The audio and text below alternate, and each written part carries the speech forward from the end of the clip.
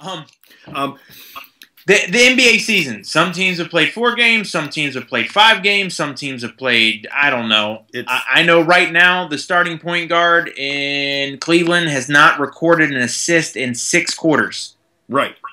I'm going to say that one more time. The starting point guard who plays with LeBron James and Kevin Love has no assist in 6 consecutive quarters.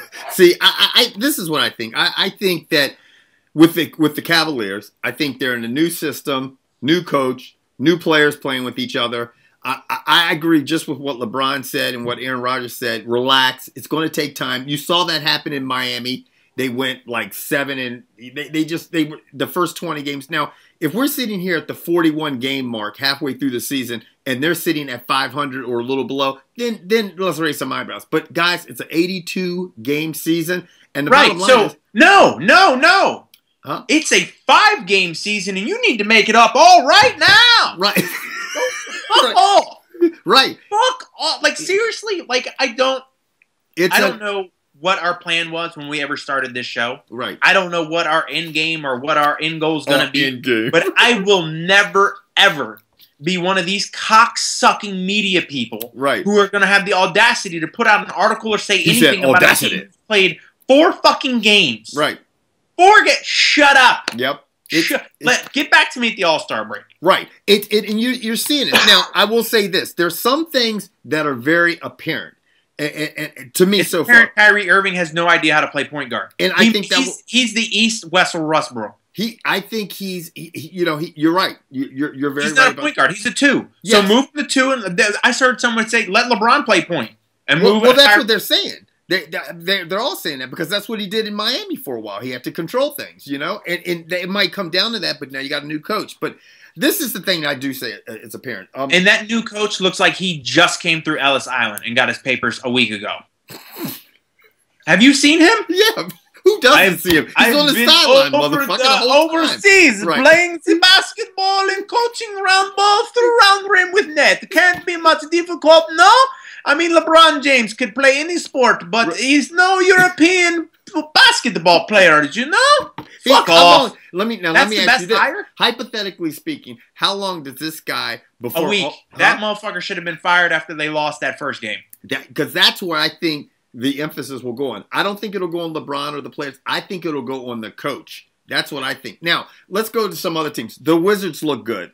They look pretty good. They're starting out pretty strong so far. But it's so early. The things that make an impact to me are a couple teams. The Lakers are terrible. I was going to say, we better be talking about a team that's fucking 0-5. Right. When's the last time the Lakers lost 5 games in a row? I won't even spend a lot of time on this because we know the Lakers are terrible and the Lakers are in bad shape. And they're probably going to be in bad shape next year unless they can acquire Rondo or maybe, LaMarcus Aldridge or something. But they're not even a discussion right now because they're so terrible. I'm looking at some team. One of the teams that stands out to me is Golden State with Mark Kerr. They look sharp. They're going through everybody. They look pretty sharp right now. And I know it's early in the season, but they've looked sharp on the defensive side of the ball. His mentality has come there, and he's got that Chicago Bull, Phil Jackson mentality, and they're looking good on both sides of the ball. And that looks scary. They blew out the Clippers the other night. And I know it's early in the season, but they look really strong. Houston, the Rockets look strong right now. They're going to be playing San Antonio tonight, so we'll see what's going on. But I'm going to tell you what, things look like they're starting to gel in Houston. At first it was a little bit, getting these new players, but they look good. Huh? It was a little bit rocky. It was a little bit rocky. So now you're seeing these teams, and the Grizzlies. I mean, all of these teams are undefeated. But like you said, it's an 82-game season. We could go back and watch this video in a month and be like, what were we talking about? Yeah. Cleveland obviously has the best player in the NBA right now, so they're getting most of the attention. But I'm with you. The one thing I'd like to talk about is Derrick Rose.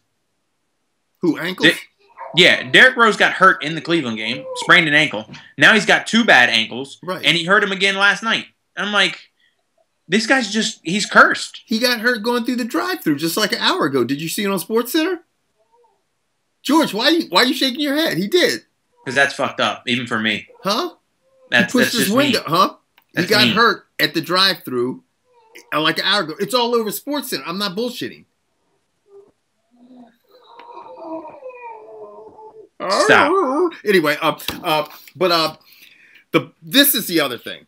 Indiana, the Pacers, and Oklahoma City Thunder are dealing with so many injuries that seriously they might not be able to recover in time this year. They're both struggling. OKC does not have their two big players. They got nothing. I mean, that starting five is crazy. The Pacers starting five is crazy. And I tell you what, these are injuries that are going to hurt both of these teams. Obviously, Paul George is not coming back this season. Westbrook's out for a couple months. Durant's out. Then they got to get used to each other. I mean, you're looking at those teams might not. The Thunder, they could easily not make it in the West. The West, you might have to win 50 games to go to the playoffs in the West. And and the fact that they're going to both be out for a couple of months, that's hard, man.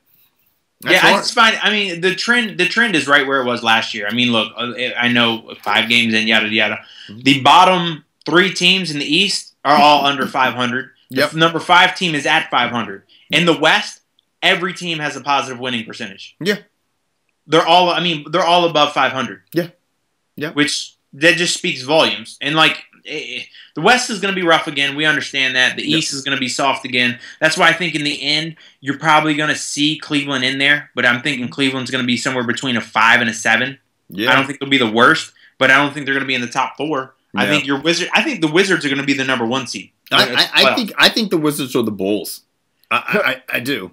Look, right now, if there's no injury, let me tell you right now, even if Chicago loses Derrick Rose, they'll still be in the top. They got Powell now. They've got. I mean, they're winning games without him. So I mean, it's right. The big baby bull in the center to help out.